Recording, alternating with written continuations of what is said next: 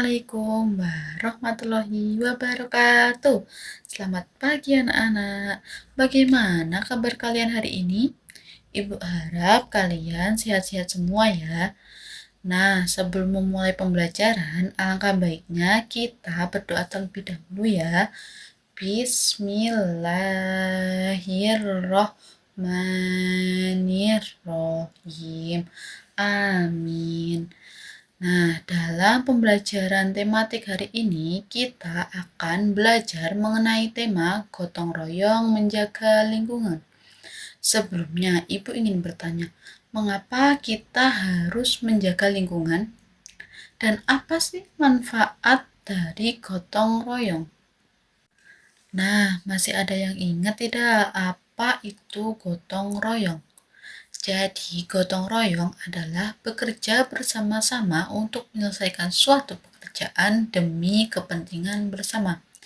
Adapun manfaat dari gotong royong yaitu yang pertama, pekerjaan menjadi lebih ringan. Yang kedua, menumbuhkan rasa persatuan dan kebersamaan. Dan yang ketiga, dapat mempererat hubungan antar warga. Nah, kita ambil contoh gotong royong di lingkungan sekolah. Contohnya itu membersihkan kelas bersama, kerja bakti membersihkan halaman sekolah, dan membantu teman yang mengalami kesulitan. Jadi, gotong royong itu sangat penting untuk terus dilestarikan karena mampu meringankan pekerjaan, mempererat hubungan antar warga, meningkatkan persatuan, serta menciptakan lingkungan yang bersih dan nyaman demi kepentingan bersama. Selanjutnya kita masuk materi yang kedua, yaitu mengenai puisi. Puisi adalah karya sastra yang mengungkapkan pikiran, perasaan, dan pengalaman penulis menggunakan kata-kata yang indah dan bermakna. Nah, puisi biasanya memiliki bahasa yang singkat, padat, dan mengandung makna yang mendalam. Adapun ciri-ciri puisi yang pertama yaitu terdiri atas baris dan bait. Yang kedua menggunakan pilihan kata yang indah. Yang ketiga mengandung makna atau pesan. Yang keempat dapat menggunakan ritma atau persamaan bunyi. Dan yang terakhir mengungkapkan perasaan penulis. Lanjut yaitu mengenai unsur-unsur puisi, yaitu yang pertama terdiri dari tema, judul, diksi, dan amanat. Nah, tema yang dimaksud tema sendiri yaitu pokok pikiran yang dibahas dalam puisi. Dan yang kedua yaitu judul mengenai gambaran isi puisi. Yang ketiga yaitu diksi, yaitu mengenai pilihan kata yang digunakan agar puisi menjadi indah. Yang keempat yaitu amanat, pesan yang ingin disampaikan kepada pembaca. Nah, adapun langkah-langkah membaca puisi yaitu yang pertama, kita harus menentukan tema. Yang kedua, itu kita menentukan judul. Yang ketiga, menentukan kata-kata yang indah. Yang keempat, menyusun beberapa bait puisi dan yang terakhir membaca kembali dan memperbaiki jika diperlukan. Nah, di sini Ibu memiliki contoh puisi yaitu dengan judul Lingkunganku Bersih. Di sini Ibu akan memberikan contoh cara membaca puisi. Lingkunganku bersih dan indah. Pohon hijau tumbuh mereka. Sampah kubuang pada tempatnya agar sehat kita semua. Nah, adapun makna dari puisi tersebut yaitu pentingnya menjaga kebersihan dan kelestarian lingkungan demi kesehatan bersama. Selanjutnya kita akan masuk ke materi yang ketiga yaitu mengenai mian. Sebelumnya kalian tahu tidak apa itu mian? Mian biasa juga disebut dengan rata-rata. Jadi, mean atau rata-rata adalah nilai yang diperoleh dengan cara menjumlahkan keseluruhan data, kemudian hasilnya dibagi dengan banyaknya data. Nah, Rata-rata atau mean ini biasanya digunakan untuk mengetahui nilai tengah dari beberapa data sehingga memudahkan kita membandingkan hasil suatu kegiatan. Nah, rumus mean sendiri yaitu jumlah seluruh data dibagi dengan banyaknya data. Nah, di sini Ibu memiliki contoh soal mian, yaitu pada hari Jumat, siswa kelas 6 melaksanakan kegiatan gotong royong membersihkan lingkungan sekolah. Mereka dibagi menjadi 4 kelompok. Nah, dalam setiap kelompok tersebut disuruh untuk mengumpulkan sampah-sampah yang berserakan di lingkungan sekolah. Hasil sampah yang berhasil dikumpulkan adalah sebagai berikut.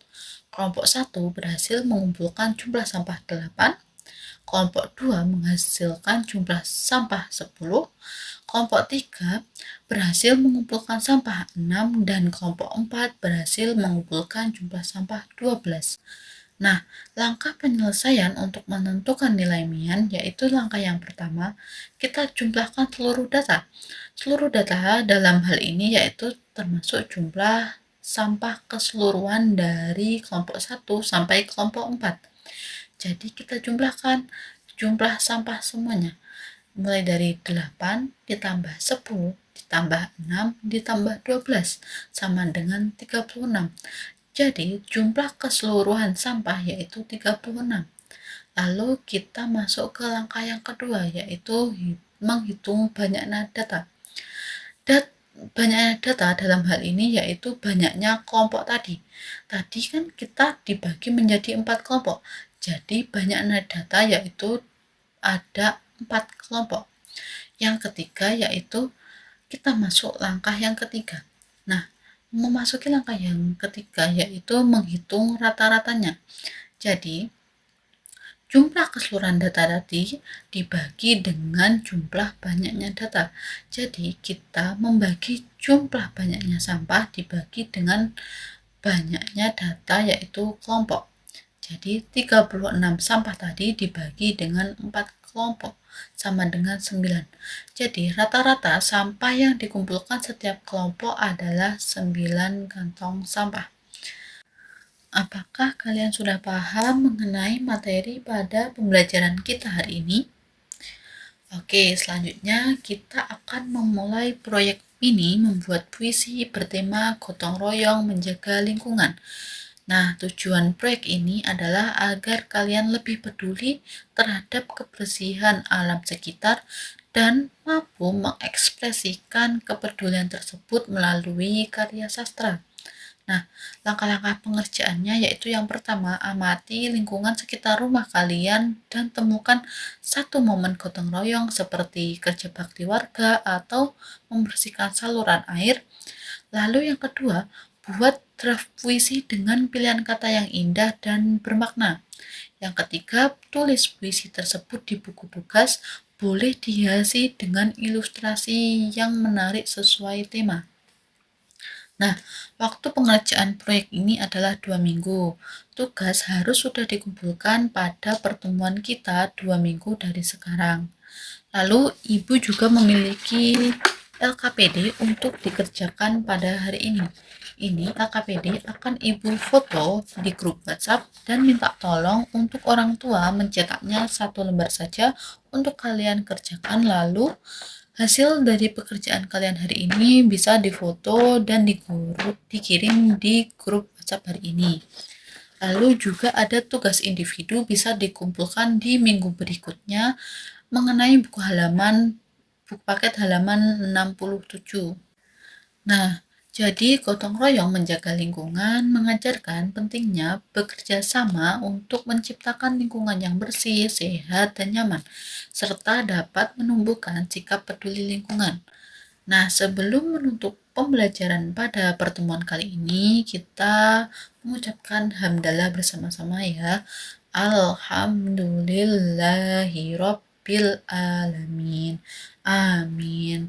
Nah, apabila ada kurang lebihnya, Ibu mohon maaf. Wassalamualaikum warahmatullahi wabarakatuh.